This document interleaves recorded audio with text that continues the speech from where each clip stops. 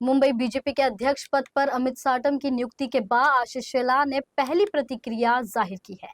पत्रकारों से सवाल के जवाब में मुंबई बीजेपी के पूर्व अध्यक्ष आशीष शेलार ने कहा कि वो पिछले 9 सालों से मुंबई बीजेपी के अध्यक्ष पद पर थे और अब समय आ गया है कि किसी दूसरे को पार्टी ये जिम्मेदारी दे। इसलिए पार्टी के केंद्रीय नेतृत्व ने ये जिम्मेदारी अमित साटम को दी है।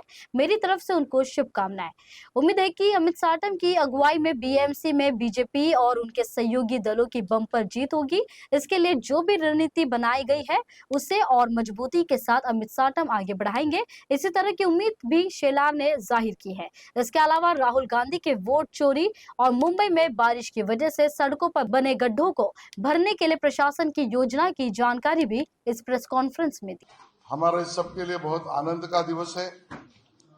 मुंबई भारतीय जनता पार्टी के अध्यक्ष इस नाते मेरे सहकारी मित्र अमित साटम जी, इनकी नियुक्ति आज केंद्रीय भारतीय जनता पार्टी के अध्यक्ष माननीय नड्डा जी के निर्देशानुसार, माननीय मुख्यमंत्री देवेंद्र जी के मार्गदर्शनानुसार हमारे प्रदेश के अध्यक्ष रविंद्र चौहान जी ने नियुक्ति की है। मुंबई भारतीय जनता पार्टी में एक नया अध्याय अभी जुड़ गया है। अमित साटम जी का नेतृत्व ये बहुत साहसी, संवेदनशील और सकारात्मक इस प्रकार का नेतृत्व रहा है।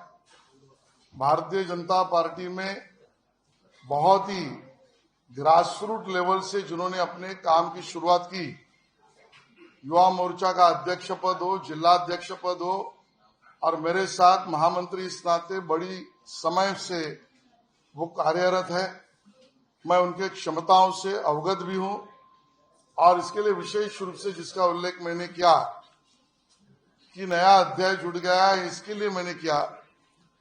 कोंकण से और कोंकण के सुपुत्र रहे और मुंबई के समस्याओं के बारे में पूरी जानकारी रखने वाले, और सबसे महत्वपूर्ण बात, नागरिक सुविधा यानी सिविक इश्यूज पर जिनका नेतृत्व उभर कर आया, ऐसे अभ्यासु और आक्रामक ये विधायक अमित साटम जी है। और इसके लिए मेरे अध्यक्षता के समय हम सब ने मिलकर जो योजना बनाई थी मुंबई महानगर पालिका चुनाव को जीतने की, उससे भी ज्यादा सीटें अब अमित जी के नेतृत्व में हम सब लोग मिलकर जीत कर लाएंगे। महायुति का विजय भी होगा। मैं उनको मेरी तरफ से और पूरी पार्टी की तरफ से शुभकामनाएं देता हूं। और साथ में ही बहुत लंबे समय पर 3 टर्म, 2 टर्म एक साथ, बाद में 1 टर्म बाद में 9 साल से भी ज्यादा अध्यक्ष पद पर मुझे काम करने का मौका पार्टी ने दिया। इसके लिए पार्टी का, सहकारियों का, सब कार्यकर्ताओं का और मुंबई वासियों का मैं धन्यवाद देना चाहता हूं। जो लोगों को मतदाताओं ने वोट नहीं दिया, वो आत्म परीक्षण करने के बजाय हमारे ऊपर आरोप कर रहे हैं, ये उनकी विफलता का परिचय है। महाराष्ट्र की जनता का रुझान, आशीर्वाद और वोट बहुत स्पष्ट है और वो वोट महायुति की तरफ है। माननीय नरेंद्र मोदी जी के नेतृत्व में माननीय देवेंद्र जी, एकनाथ जी और अजित दादा, इनके तरफ आशीर्वाद और रुझान बहुत स्पष्ट रहा है और उसके कारण महाराष्ट्र की जनता की वोट, आशीर्वाद और रुझान पर सवालिया निशान खड़ा करना, ये आरोप मत चोरी का नहीं, ये महाराष्ट्र से ये पक्ष, ये दल, ये महाराष्ट्र हरामखोरी कर रहे हैं, महाराष्ट्र के मतदाताओं से हरामखोरी कर रहे हैं, ये हमारा कहना है। देखिए, मैं उनकी बात पर इतना ही टिप्पणी कर सकता हूं। पहले ये तो बताएं, क्या उनके सुपुत्र अमित ठाकरे जी के वोट उबाटा सेना के महेश सावंत ने चोरी किए क्या?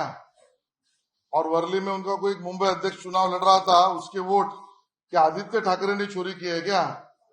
किसने किसके वोट चोरी किए? वो पहले अमित ठाकरे और आदित्य ठाकरे के चुनाव के बारे में वो बताए। हम रिव्यू कर रहे हैं, कल से काम शुरू भी हुआ है।